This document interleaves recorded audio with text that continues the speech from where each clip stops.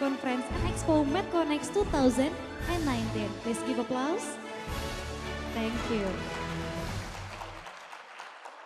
Let me introduce myself. My name is Adiba Natasha and I'm going to be your Master of Ceremony for this wonderful event.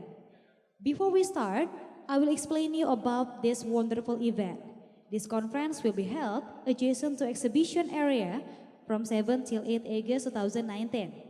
The conference aims to bring together leading academic researchers, regulators, and industry as well as the technology provider to exchange to share their experience and research results on all aspects of extractive metallurgy.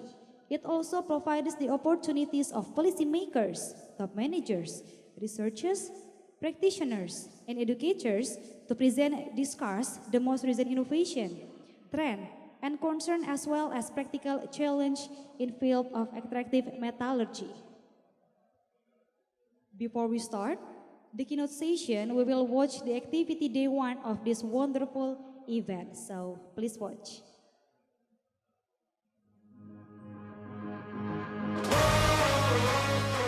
Ladies and gentlemen, good morning. We warmly welcome you to International Metallurgy Conference and Expo MedConnex 2019.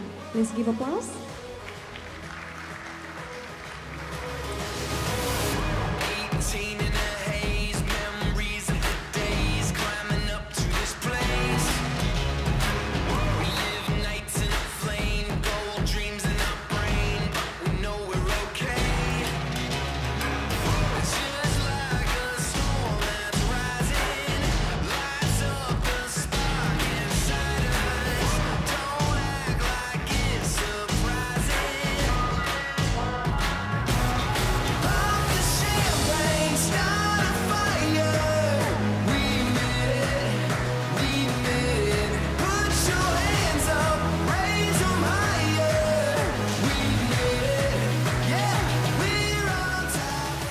International Metallurgy Conference and Expo 2019 is officially open.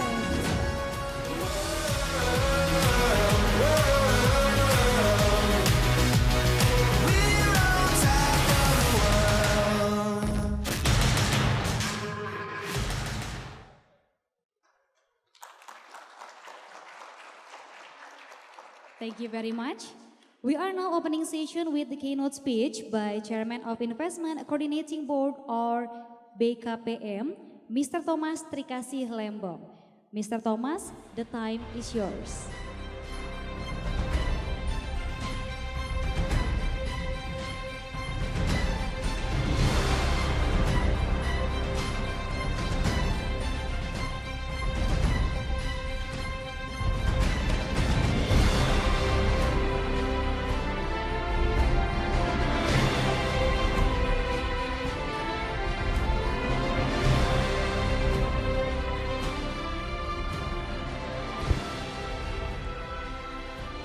Good morning.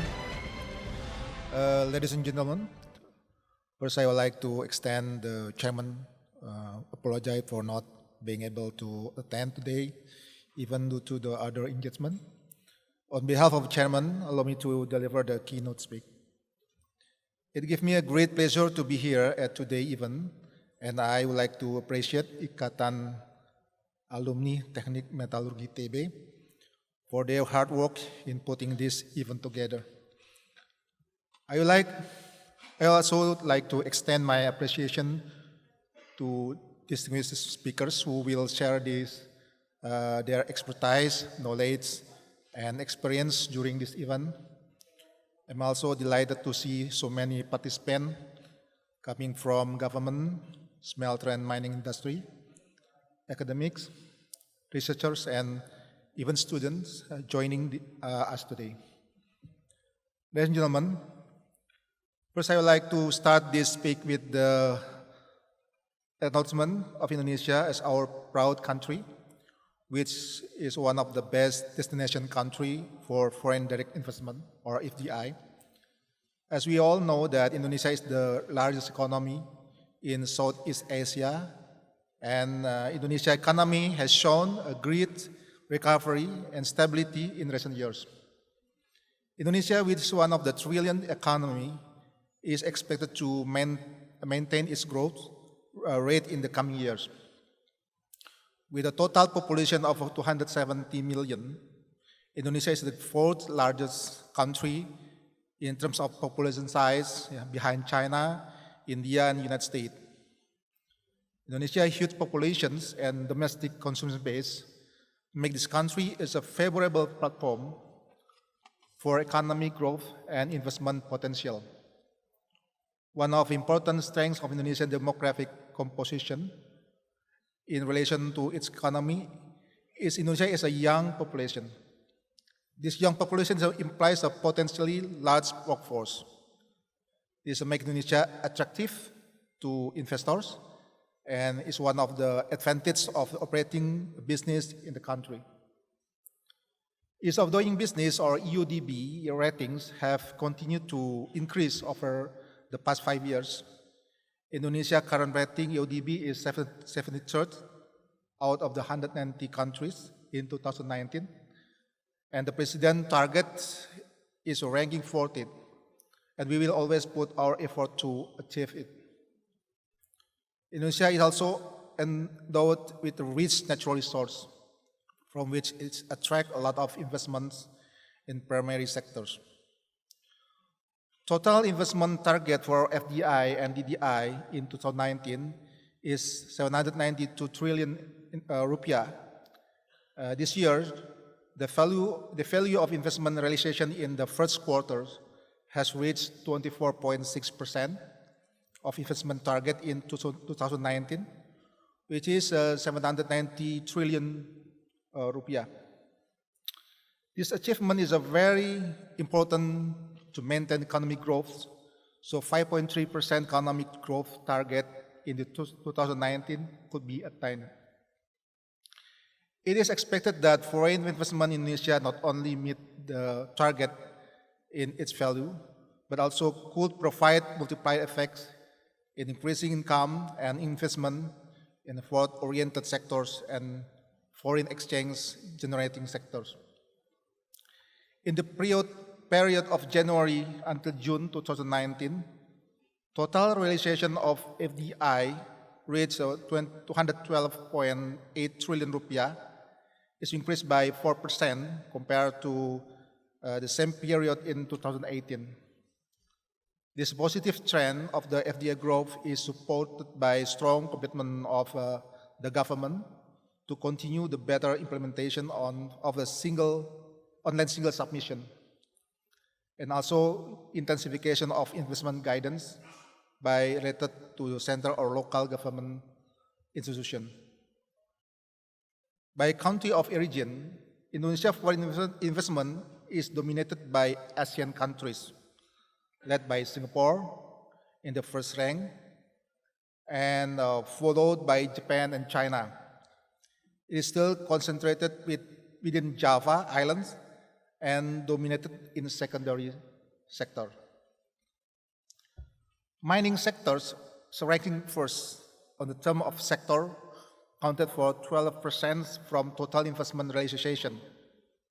And metal, not include machinery and equipment industry, ranked 5, accounted for 9%. For the period from 2014 to quarter second 2019, based on country of origin for metal industry, events come from China in the first place, followed by Singapore and Hong Kong. And in mining sectors come from US in the rank first, and Singapore is second place. Indonesia is still among the bottom 15 less attractive jurisdictions for investment based on the policy perception index rankings. Although its scores increased by almost 15 points based on the survey result, leading to rank of 17th in the world. Fewer respondents for Indonesia indicated that taxation regime, uncertainty concerning dispute land claims, and socio-economic agreements and community development conditions were deterrents to investment. Based on the 2015 to 2019 BKPM's strategic plan, mining sectors is expected to contribute about 55.4 trillion rupiah or 6.5% of the national target of 850 trillion rupiah in 2019. To improve Indonesia investment climate, the government has implemented various strategies as follows. Yeah. First, review of negative lists continue to be carried out in the order to relax negative lists to adjust to the recent development of business in the world and provide a more conducive business climate for investors. Second, issuance of a regulation on tax incentive which are more attractive to investors. Third, integration of online licensing service through OSS system. Fourth, utilization of digital application of ease coordination and investment facilitation between central government and local government. As the government targeted to achieve 40th rank of UDB for 2019, the government would continue further eliminate regulation that could disrupt investment to help speed up the licensing process for investors. One of policies is implementing online single submission or OSS as integrated online system with the data sharing.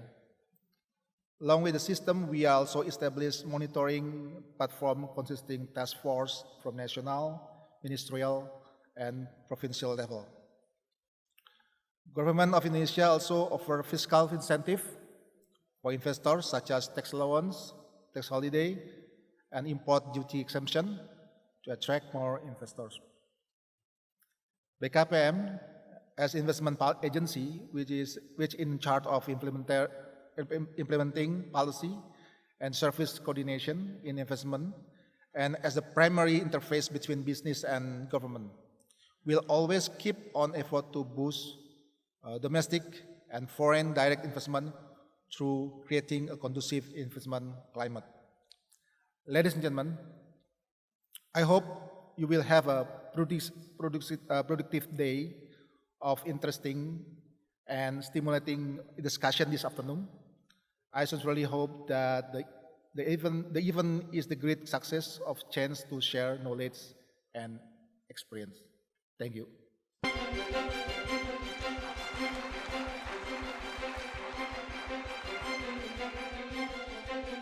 Thank you, and please stay on the stage, Mr. Alma, because Ikatan Alumni Meteorologi ITB will give a token appreciation to Mr. Thomas Trikasi Lembong, represented by Insinyur Alma Karma MAF. And now, I would like to invite Mr. Bowman to give the token appreciation. Mr. Bowman, please come forward.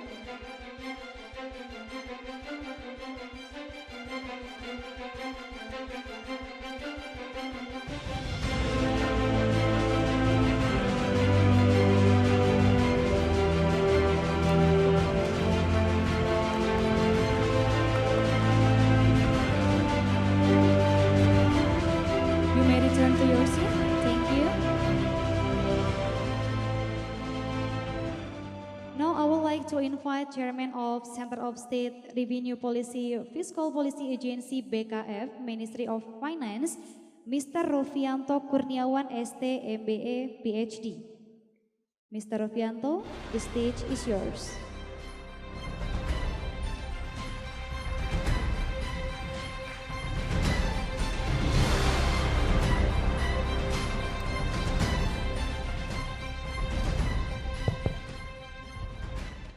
Good morning, ladies and gentlemen.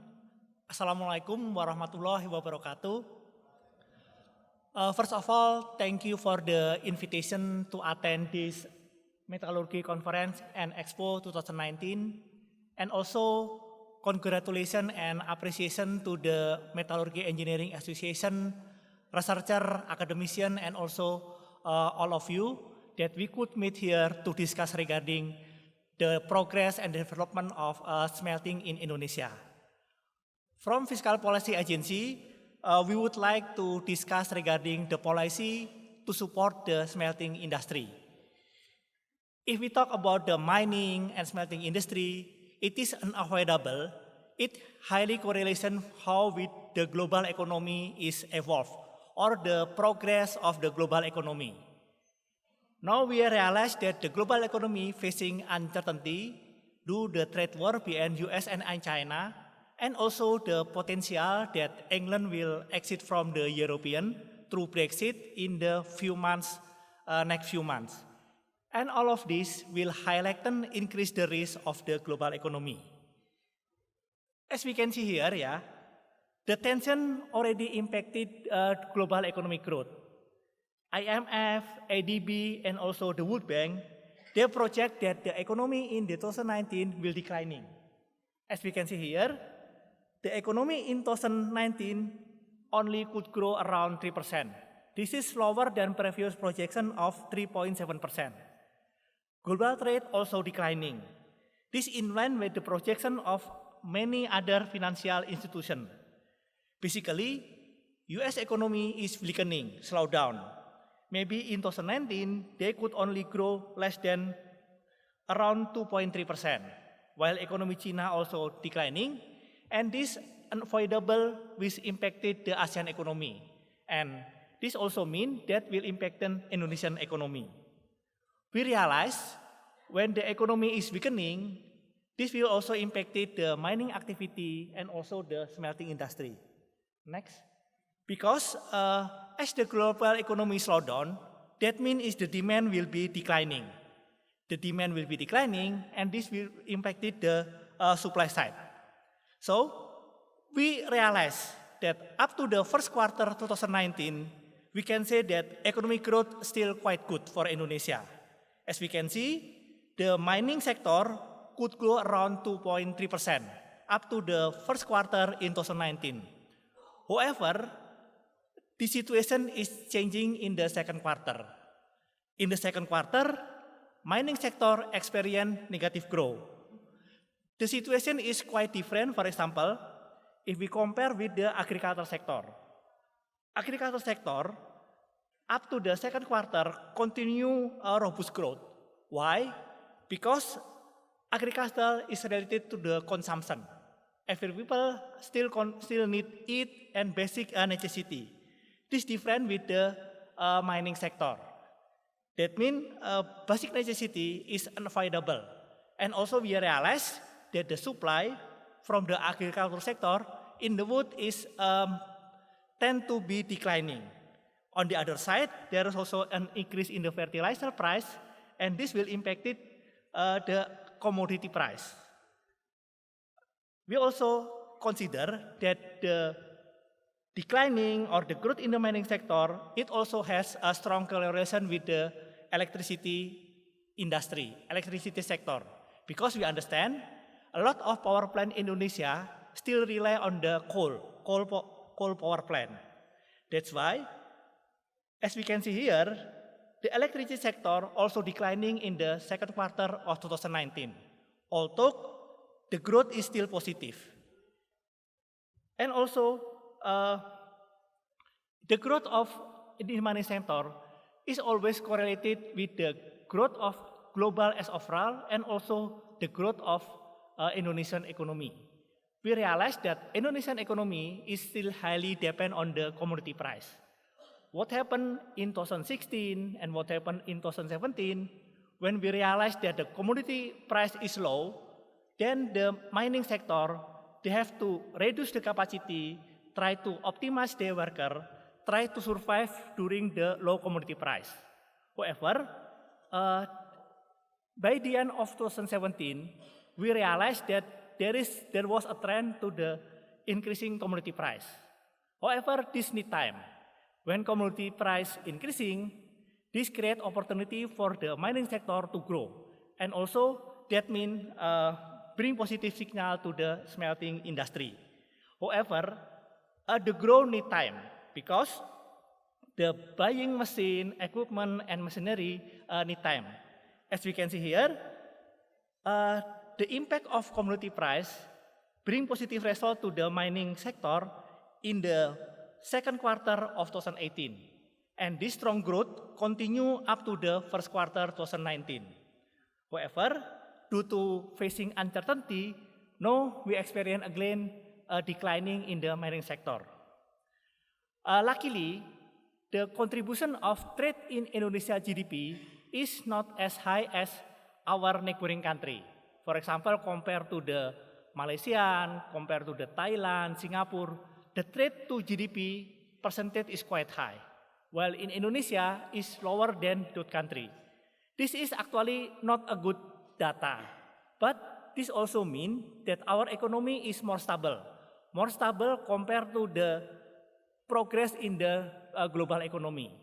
Why? Because we can say that actually Indonesian domestic market, the consumption is strong, resilient, and not heavily impacted by the change or the trend in the global economy. This brings positive side to the Indonesian economy. Next. Here we can see, although the growth of the mining sector is not good in the second quarter of 2019, however, the trend of investment up to the second quarter of 2019 is promising. Investment growth 13.7% in the second quarter of 2019. The amount is around 200 trillion rupiah. The positive growth happened not only in the domestic investment, but also from the foreign investment. Domestic investment grow 18%, foreign investment grow 9.6%. And this also bring contribution to the growth of the investment in the mining sector. The contribution of mining sector is around 7.5%. This means could be around 15 trillion rupiah investment in the second quarter of 2019. And the investment in the second quarter 2019 already create around 255,000 of workers. We hope this strong investment realization could be maintained in the third quarter and also fourth quarter 2019 to support the economic activity in Indonesia, especially the mining sector. Next.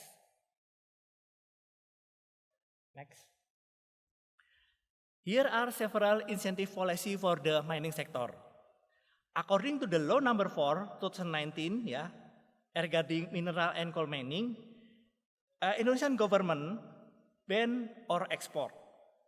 Mineral should pass through downstream activity to processing and refining, and the government will provide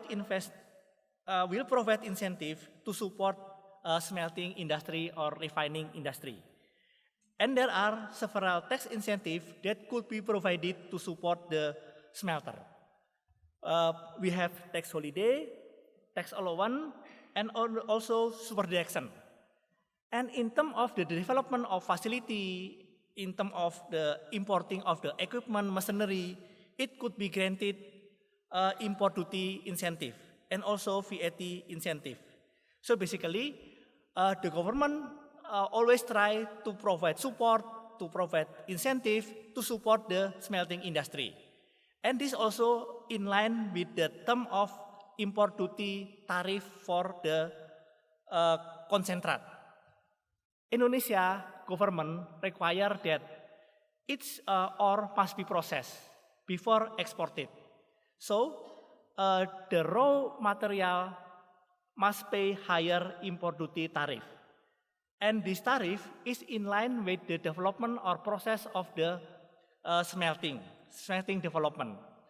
If the smelting progress still below 30%, that means they should pay the import duty around 5%. And then as the development of smelting is increasing to reach 30 to 50%, then the import duty tariff could be declining to 2.5%. And then if the development of smelting already reached more than 50% of the realization investment, then they don't have to pay import duty. This is very important statement, important signal that the mining industry should be in line with the smelting industry. Its material should be processed, should be refined. That means we want not only to export raw material to the other country. So basically, the government provide incentive through tax holiday. Tax holiday could be applied if the investor want to develop basic metal industry, steel industry and non-steel industry, integrated or non-integrated. While tax allowance could be provided for the refining and processing of the copper and also gold and also silver.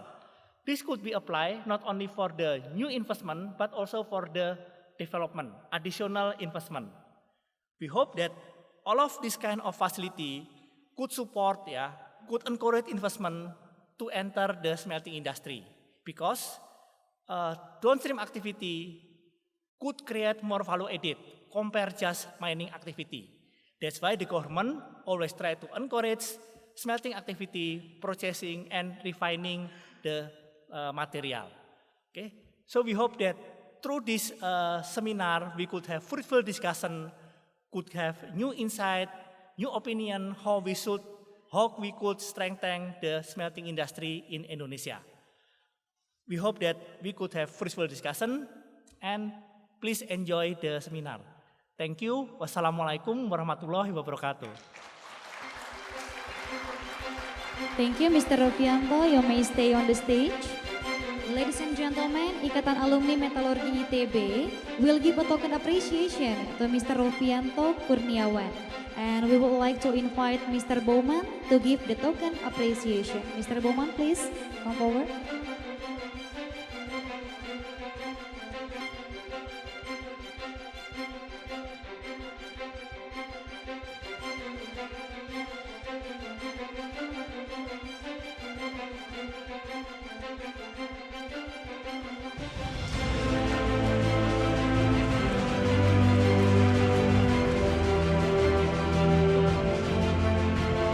Gentlemen, you may return to your seat.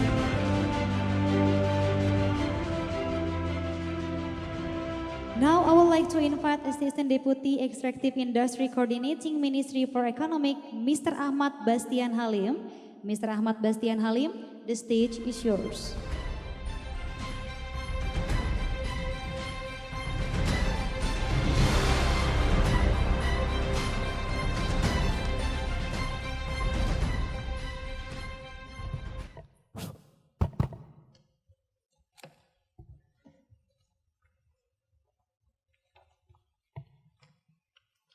Terima kasih. Pertama-tama saya ucapkan banyak-banyak terima kasih kepada panitia yang telah memberikan kesempatan kami untuk bisa menyampaikan sedikit informasi mengenai bagaimana perkembangan industri ekstraktif di Indonesia, khususnya terkait dengan masalah pertambangan minerba. Kemarin juga kita sudah mendengarkan penyampaian informasi dari Kementerian SDM dan juga dari Kementerian Perindustrian. Oleh karena itu mungkin nanti ada sedikit yang mungkin sama, namun agak sedikit berbeda dalam penekanannya. Baik, akan saya mulai. Pertama-tama saya ucapkan Assalamualaikum warahmatullahi wabarakatuh. Selamat pagi dan salam sejahtera kita semua. Yang perlu kita perhatikan bahwa dan juga kita tidak memungkiri bahwa selama ini peranan daripada sektor industri ekstraktif dalam perekonomian nasional itu memang sangat memberikan kontribusi yang cukup signifikan. Seperti tadi yang sudah disampaikan oleh Pak Ropik dari Kementerian Keuangan, memang terlihat bahwa peranan daripada sektor pertambangan itu memang sangat signifikan. Baik kita lihat dari sisi kontribusi terhadap PDB, kemudian juga PAD atau pendapatan asli daerah, bahkan ada beberapa provinsi dan juga daerah yang sangat tergantung dengan kontribusi dari kegiatan pertambangan. Kemudian juga kita bisa melihat bagaimana peranan dari sektor ini terhadap pajak dan non pajak, kemudian juga devisa, penyerapan tenaga kerja dan juga CSR. Kemudian juga kita lihat ternyata bahwa sektor ini juga sangat berperan untuk memberikan kontribusi untuk kegiatan industri yang berikutnya, khususnya dalam bentuk bahan baku serta juga untuk energi. Nah, walaupun demikian sudah memberikan kontribusi yang cukup signifikan terhadap perekonomian nasional, ternyata kalau kita memperhatikan atau juga membaca beberapa informasi yang selama ini kita sudah lihat, di antaranya dari Pressure Institute, kemudian juga dari NRGI, bahwa kegiatan transparansi industri ekstraktif Indonesia itu masih belum bisa menjanjikan terhadap kondisi investasi di Indonesia. Sebagai contoh, bahwa dari 81 negara di dunia berdasarkan survei dari NRGI, bahwa Indonesia itu berada pada posisi 11. Dan untuk di tingkat ASEAN Pasifik, kita berada pada posisi ketiga. Memang masih di bawah Australia dan India, tapi lebih baik dibandingkan dengan Thailand ataupun Malaysia. Namun demikian, ada satu catatan yang sangat penting yang perlu kita bawahi, bahwa sektor minerba itu perlu perbaikan untuk sistem perizinan. Nah, kemarin kita sudah mendengarkan bahwa ada informasi teman-teman di Kementerian SDM sudah melakukan aplikasi online terhadap kegiatan perizinan di sektor minerba. Cuman yang lebih penting adalah bagaimana kita mencoba mengintegrasikan sistem online yang ada di Kementerian SDM itu ke sistem online yang ada di BKPM, yaitu melalui sistem OSS. Tadi pagi juga saya sempat diskusi, ternyata sistem online yang ada di Kementerian SDM itu hanya baru sebatas ada 2 tahapan, yaitu masalah aplikasi. Itu yang pertama. Kemudian juga yang kedua, masih banyak hal-hal yang lain juga yang perlu kita perlu perbaiki di dalam rangka perizinan ini, terutama terkait dengan masalah masih ada yang kebingungan ya, disebut antara kewenangan antara Kementerian SDM dan juga Kementerian Perindustrian.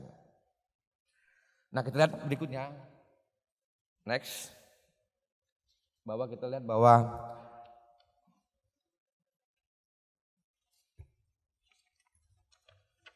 nah itu bisa tergambarkan bagaimana peranan daripada sektor industri ekstraktif, khususnya sektor minerba terhadap perekonomian nasional. Khususnya dalam hal ini adalah bagaimana kontribusinya terhadap PNBP dan juga hal-hal yang lain. Next berikutnya. Nah, ini kita lihat bahwa sebenarnya program peningkatan nilai tambah ini memang sudah merupakan amanat Undang-Undang Nomor 4 dan bahkan sudah berjalan hampir 10 tahun. Namun kalau kita lihat secara kasat mata, perkembangannya masih sedikit melambat, belum seperti yang kita harapkan. Hal ini juga mungkin disebabkan karena memang investasi yang dibutuhkan itu rata-rata hampir mencapai 2-3 miliar. Nah, terhadap perkembangan ini, pemerintah khususnya dari Kementerian Keuangan sudah mencoba untuk melakukan terobosan bagaimana caranya supaya kegiatan sektor ini bisa berkembang dengan baik, yaitu dengan cara memberikan insentif fiskal maupun juga insentif non fiskal. Bahkan kalau tidak salah, bahkan saya mendapatkan informasi untuk pemberian tax holiday itu agak sedikit lama. Jadi investasi yang mencapai nilai kurang lebih sekitar 30 triliun itu akan diberikan tax holiday sebanyak kurang lebih sekitar 20 tahun. Nah, kalau kita melihat bagaimana milestone program peningkatan nilai tambah mineral ini, walaupun ini sudah merupakan sudah amanah Undang-Undang Nomor 4, ternyata sampai tahun 2014 tidak ada pun pembangunan smelter yang baru. Padahal undang-undang mengamanatkan program ini harus segera dijalankan. Nah, oleh karena itu pada saat itu pemerintah melihat bahwa salah satu kendala yang kenapa yang menyebabkan investasi ini tidak bisa berjalan yaitu adalah masalah cash flow. Saya masih ingat teman-teman dari PT Antam, khususnya Pak Teddy ya, pada waktu menjabat sebagai dirut PT Antam itu sudah berupaya bagaimana bisa memenuhi kebutuhan cash flow ini dalam rangka untuk membuat smelter. Di sisi yang lain juga di samping memang adanya kebutuhan cash flow, ternyata juga memang ada beberapa teman dari perusahaan yang memang belum siap untuk membangun smelter dengan alasan yang berbagai macam. Kemudian juga sampai tahun 2017 ternyata juga kegiatan pembangunan smelter juga masih sedikit lambat. Bahkan salah satu isu yang muncul pada saat itu adalah masalah kebutuhan untuk cash flow itu sangat tinggi. Bahkan di sisi yang lain juga mengatakan bahwa ada nilai ekonominya dari suatu komoditi yang tidak bernilai di Indonesia tapi bisa digunakan untuk di luar negeri, yaitu untuk nikel dengan kadar ore yang sangat rendah. Sehingga pada waktu itu kita pemerintah dengan segala kerendahan membuka atau realisasi terhadap kegiatan ekspor untuk ore. Walaupun semuanya ini juga diberikan beban, mereka harus membayar biaya keluar, kemudian juga tergantung juga dengan kegiatan bagaimana prokes daripada suatu pembangunan smelter. Namun demikian kita sudah komitmen bahwa pada tahun 2022 mudah-mudahan kegiatan ekspor ore ataupun juga kegiatan ekspor urak antara atau konsentrat sudah bisa kita stop. Ini yang memang kita harapkan.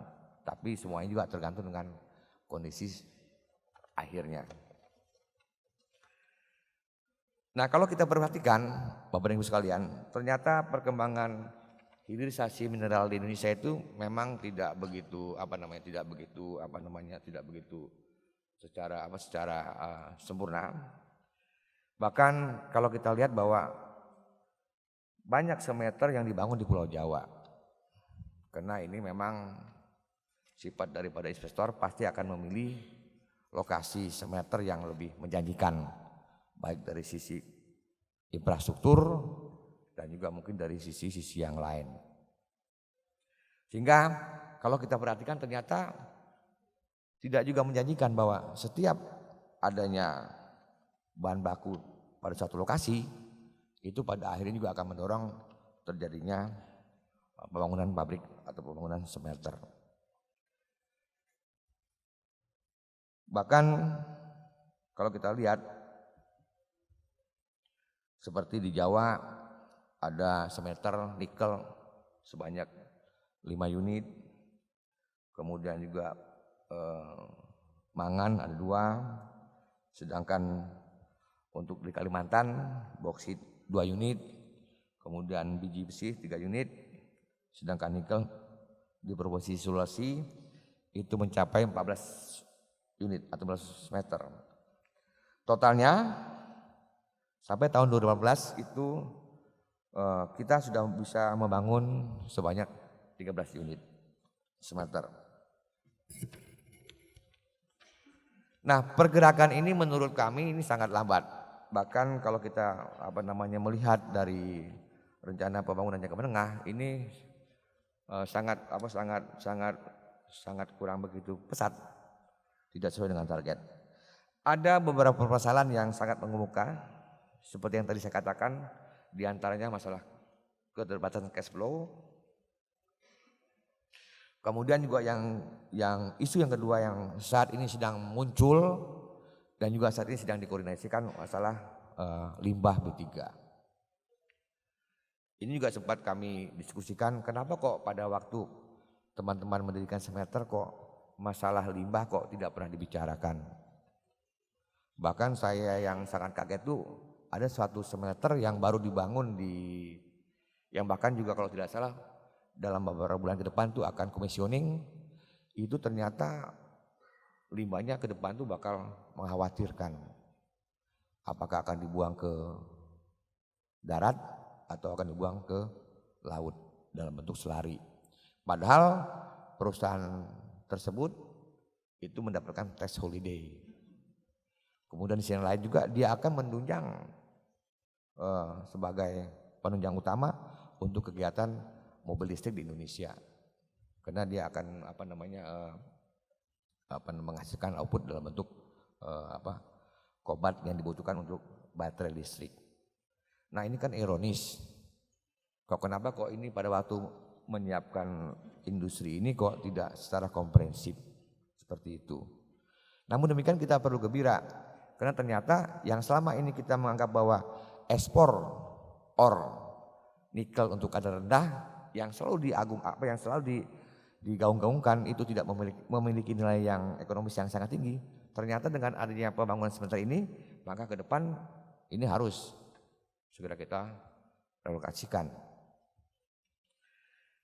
Kemudian berikutnya kita juga melihat bahwa saat ini kalau kita membaca PP nomor 9 tahun 2012 itu ternyata ada perbedaan yang cukup signifikan antara pemberian royalti yang diberikan dan ternyata juga tidak mendorong agar upaya pembangunan smelter itu segera bisa terrealisasi. Karena tidak mengembangkan hal seperti itu. Oleh karena itu kita atau kami juga bersama-sama teman-teman dari Kementerian Keuangan khususnya PKF, kemudian juga Kementerian SDM dan juga Kementerian Perindustrian sudah berupaya untuk melakukan revisi. Di mana salah satu revisi itu adalah akan membedakan tarif royalti yang diberikan pada ore dan tarif royalti yang diberikan kepada hilirisasi produk.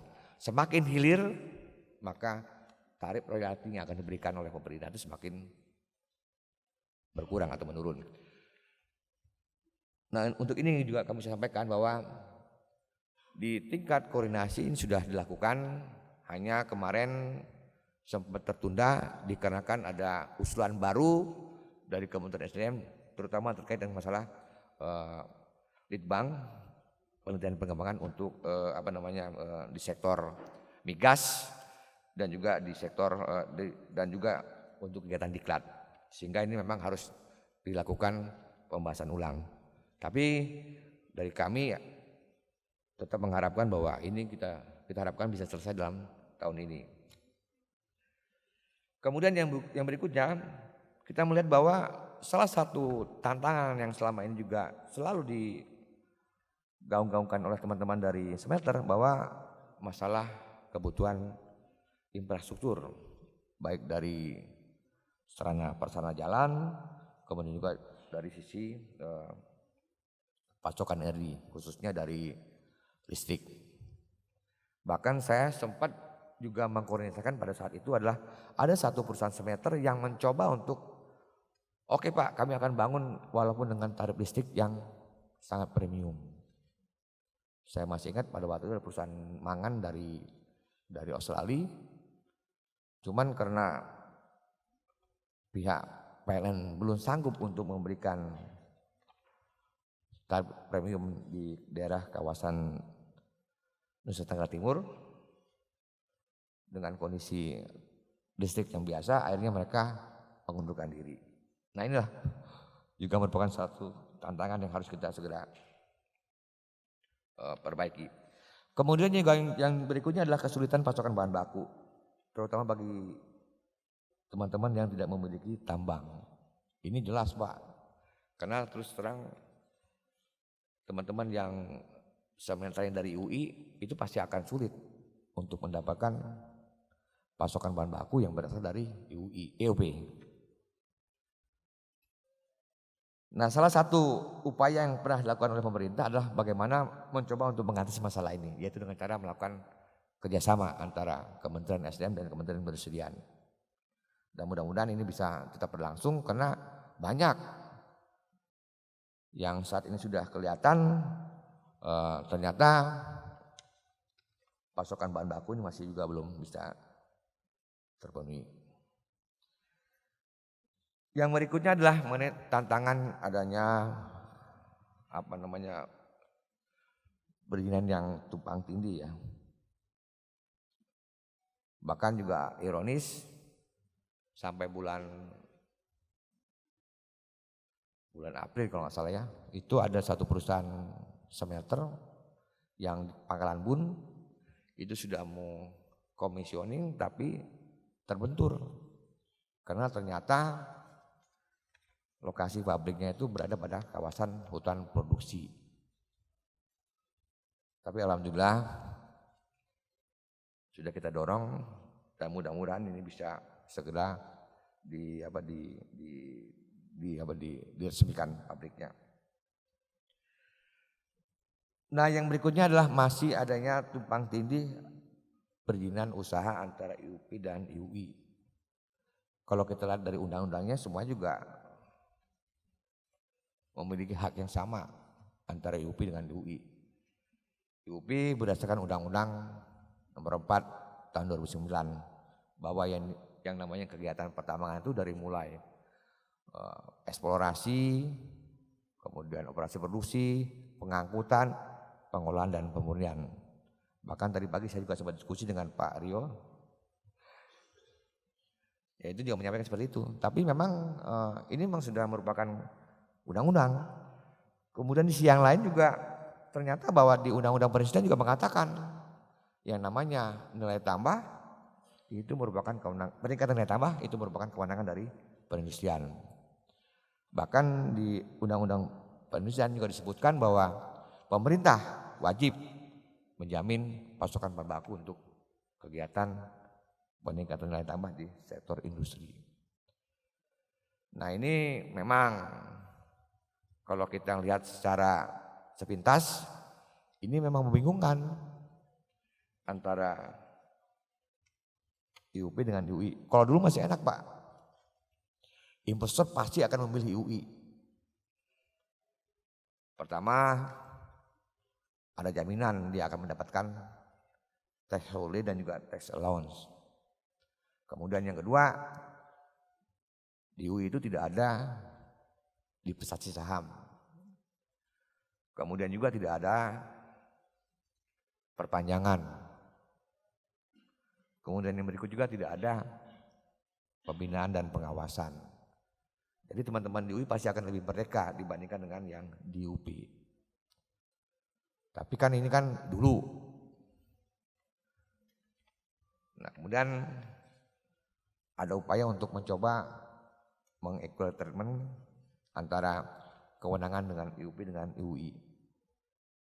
Jadi beberapa regulasi juga sudah mengatur bahwa IUP juga sudah bisa mendapatkan tax holiday atau juga tax allowance.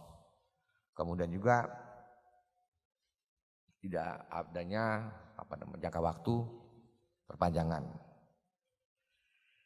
Tapi yang lebih gawatnya ada, ini bahkan juga kadang-kadang juga membuat pemerintah juga bingung. Karena ada satu semeter itu bisa mendapatkan 2 izin.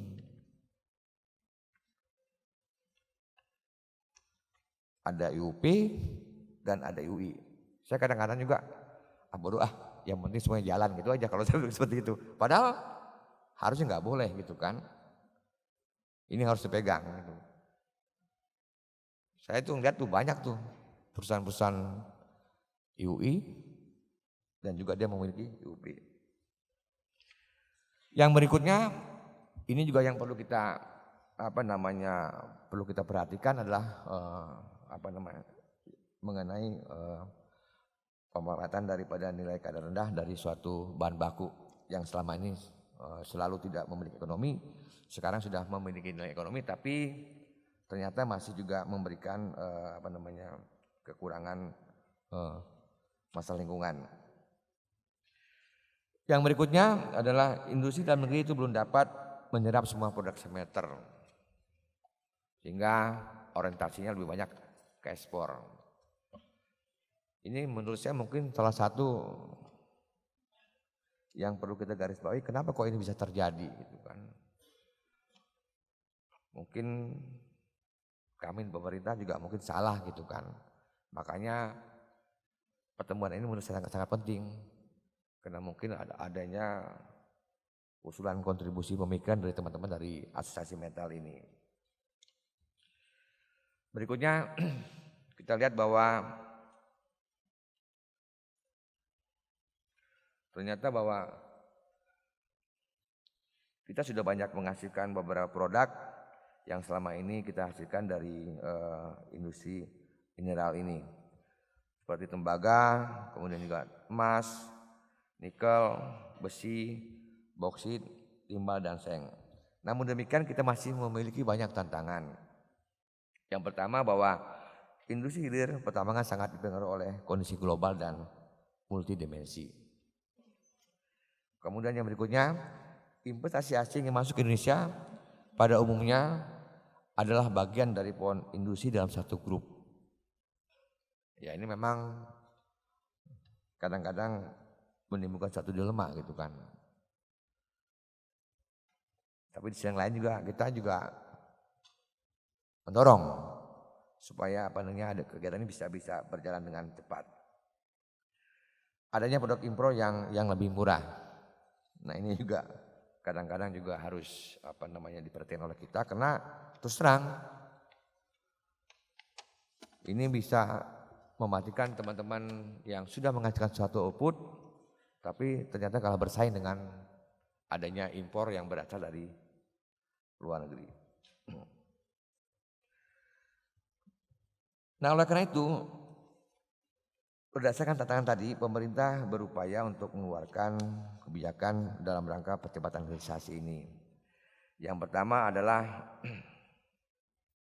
terkait dengan masalah cash flow, kita berupaya untuk memberikan relaksasi dengan memberikan diperbolehkannya ekspor dalam jumlah terbatas untuk nikel, kadar rendah dan juga was boksit. Kemudian juga kita berupaya untuk segera merevisi terkait dengan masalah pemberian fasilitas pajak. Kemudian juga yang lebih penting adalah bagaimana kita mendorong agar semua smelter yang akan dibangun itu bisa masuk ke dalam kawasan industri ataupun kawasan kek dan kawasan-kawasan lainnya. Cuman ini kemarin juga sempat saya diskusi, ternyata kawasan yang sudah dibangun oleh pemerintah, apakah dalam bentuk kawasan industri ataupun kawasan ekonomi khusus, baik yang didanai oleh pemerintah sendiri atau juga yang didanai oleh swasta, itu bukan merupakan bagian progres dari suatu perkembangan smelter. Dan menurut saya ini sangat tidak fair gitu loh. Karena harusnya sarana prasarana yang sudah disiapkan oleh suatu kawasan itu harusnya juga merupakan bagian daripada progres smelter. Sebagai contoh misalkan kalau kawasan itu sudah memiliki katakanlah pelabuhan, sudah memiliki sarana prasarana, bahkan lahannya sudah di land clearing. Kemudian juga sudah adanya fasilitas katakanlah listrik yang memadai, bahkan bisa menjamin untuk kebutuhan daripada suatu smelter. Ini pun juga harusnya diperhitungkan, bukan hanya sebatas melihat daripada progres pembangunan fisik yang ada di depan mata. Nah ini yang selalu saya diskusikan dengan teman-teman Kementerian SDM. Kalau ini nggak fair saya bilang gitu kan. Harusnya dia juga diperhitungkan sebagai bagian dari progres smelter. Karena terus terang kalau ini tidak dihitung, saya mengkhawatirkan bahwa banyak pembangunan smelter yang juga agak sedikit tersendat, bahkan tidak sesuai dengan progresnya yang sudah disepakati dalam peraturan tersebut. Dan ini kami dari kantor Menko Perekonomian itu merasa khawatir kalau semuanya di stop, itu bagaimana dengan perkembangan ekonomi ke depan, khususnya terkait dengan masalah devisa. Yang mudah-mudahan solusinya bisa segera kita carikan. Kemudian yang berikutnya adalah mengenai revisi PP 9 ini terkait dengan masalah royalti. Kemudian juga mengenai adanya upaya pemerintah untuk mengharmonisasikan antara izin yang diberikan oleh Kementerian SDM dan Kementerian Perindustrian. Cuman terus terang ini masih depending Pak. Karena kelihatannya draft Perpres walaupun sudah jadi dan bahkan juga pernah beberapa kali juga dibicarakan dan juga dikoordinasikan, ternyata masih kelihatannya masih kurang oke nih. lebih banyak, ini saya fair-fairan aja, lebih banyak menguntungkan teman-teman di Kementerian SDM. Yang UI kasihan nih kalau seperti begini gitu kan. Karena misalkan ada intervensi masalah pembinaan dan pengawasan smelter yang dikeluarkan oleh perindustrian. Nah tapi upaya yang kami lakukan dan sampai saat ini masih agak sedikit terhambat adalah bagaimana kita mencoba untuk mendorong revisi daripada Undang-Undang Nomor 4 itu segera bisa terrealisasi. Karena salah satu ada klausal yang memang bisa kita coba untuk lakukan terobosan terkait dengan masalah definisi. Di undang-undang yang direncanakan akan direvisi itu memang definisi daripada kegiatan pertambangan itu mencakup sangat luas. Nah, oleh karena itu di dalam daftar inventarisasi masalah kita mencoba untuk melihat bagaimana peranan daripada sektor industri dalam kegiatan ini, khususnya kewenangan dari sektor perindustrian. Dan itu sudah kelihatan memang sudah ada coba semacam celah-celah yang bisa digunakan. Dan mudah-mudahan ini bisa berhasil. Tapi saya tidak menjanjikan, ini kan semua juga tergantung dengan DPR gitu. Tapi kira-kira seperti itu. Jadi memang pemerintah sudah mencoba untuk mengupayakan agar ini bisa dipilah antara kewenangan yang ada di UPI dengan di UI. Kemudian juga terkait dengan masalah energi. Dari hasil kajian hampir semua smelter itu akan berada pada tingkat yang efisien kalau dia menggunakan listriknya yang berasal dari PLTA seperti Inalum. Karena rata-rata tarifnya hanya sebesar 3 sen per kWh. Kalau di kawasan industri itu sekitar 5-6%. Sedangkan kalau sendiri atau terlepas dari kedua hal tadi, dia pasti akan lebih tinggi. Nah, oleh karena itu makanya pemerintah mendorong kalau bisa smelter itu memang harus menggunakan tenaga dari air. Kemudian yang berikutnya terkait dengan masalah limbah, kami juga sudah mengkoordinasikan bagaimana agar slag ini bisa segera dimanfaatkan melalui pendekatan SND. Walaupun juga ini masih belum bisa semua komoditi ya, tapi mudah-mudahan dalam tahun ini atau mungkin bulan depan, bulan Oktober gitu kita paling tidak minimal bisa meng-SN-kan untuk komoditi nikel. Kemudian juga ada wacana bahwa kedepannya para pemilik IUP tambang itu akan diperbolehkan mengelola limbahnya sendiri melalui kegiatan backfilling. Dan terakhir adalah melalui jalur pemanfaatan. Memang ini harus lebih khusus. Karena memang di jalur yang terakhir itu memang akan terjadinya semacam diskusi yang lebih mendalam antara tim yang ada di Kementerian LHK dengan tim yang akan disampaikan oleh teman-teman dari Smelter dalam rangka untuk memanfaatkan limbah B3 ini. Namun demikian kita bersyukur bahwa teman-teman dari Kementerian LHK dalam beberapa hari ke depan itu akan segera merevisi Permen dan juga peraturan dirjennya terkait dengan tahapan-tahapan dalam rangka untuk bisa memanfaatkan limbah B3 ini. Tidak hanya sebatas tahapan tapi juga dalam bentuk pengurangan harinya. Di dalam Permen LHK disebutkan bahwa ini harus selesai dalam waktu 90 hari. Tapi dalam realitanya, waduh sangat luar biasa ini. Saya bahkan berkali-kali dapat informasi teman-teman dari PT Antam itu dibantai oleh teman-teman dari Kementerian LHK terkait dengan masalah tenaga ahli yang sama-sama disampaikan oleh kedua kubu ini. Ada satu tenaga ahli yang tidak setuju, maka jalur ini tidak bisa dikerjakan atau tidak bisa dijalankan. Nah, hal-hal seperti inilah memang yang kita coba lakukan terobosan agar semuanya bisa berjalan sesuai dengan apa yang diharapkan. Next berikutnya. Nah, ke depan memang kita sudah mencoba untuk membicarakan lebih lanjut bagaimana sih kegiatan daripada hilirisasi di Minerba ini dengan teman-teman Bappenas terkait dengan masalah pemerintah ke depan itu akan menyusun yang namanya RPJM.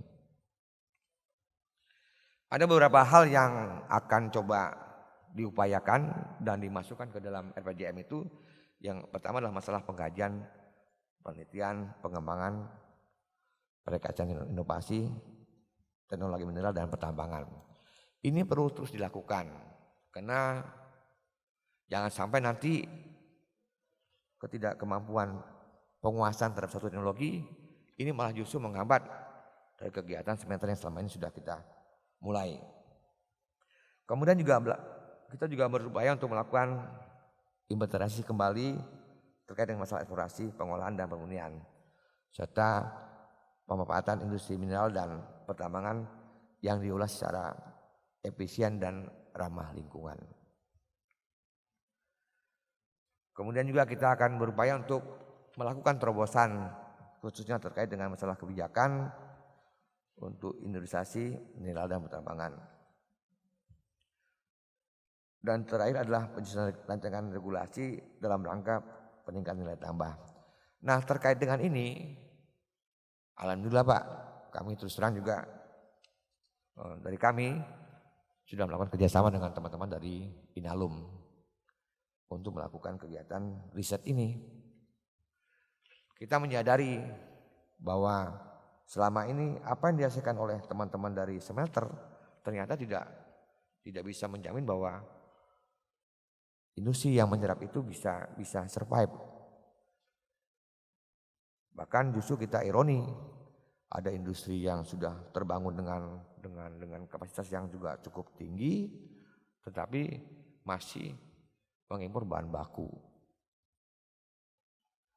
Nah, konsekuensi dengan impor bahan baku kan itu tidak hanya sebatas devisa.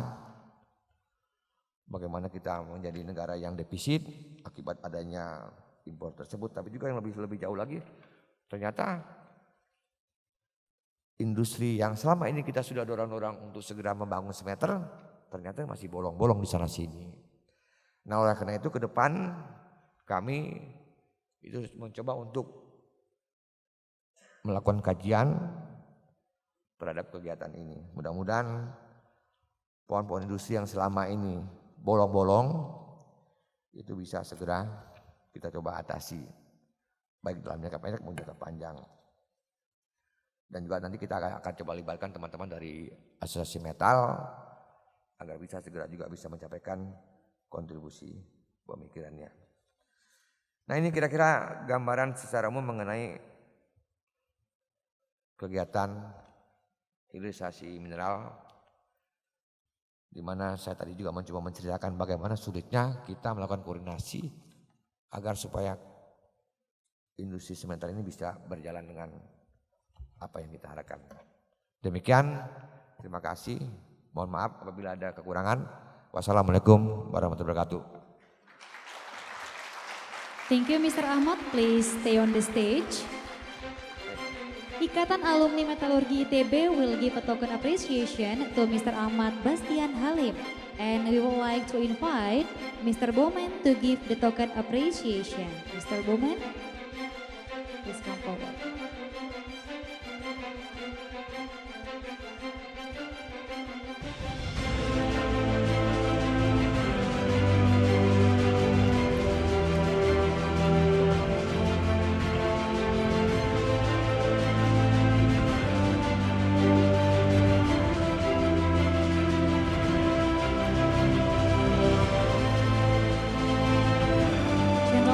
Return to your seat. Thank you.